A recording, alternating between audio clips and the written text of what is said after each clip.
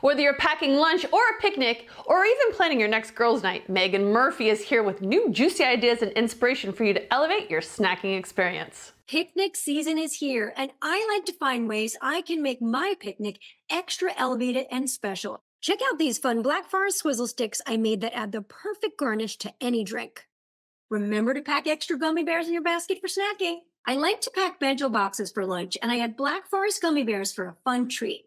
These soft and juicy gummy bears are delicious, and they're not just for kids. My friends and I love them too. I love that Black Forest gummy bears are made with real fruit juice, and they're versatile enough for any occasion. Include these soft and juicy gummy bears in an elevated snack platter for your girls' night, and they're also great to have on hand so you have a sweet treat for your next girl dinner. Black Forest gummy bears are the best tasting gummy bears, and they're now juicier than ever before.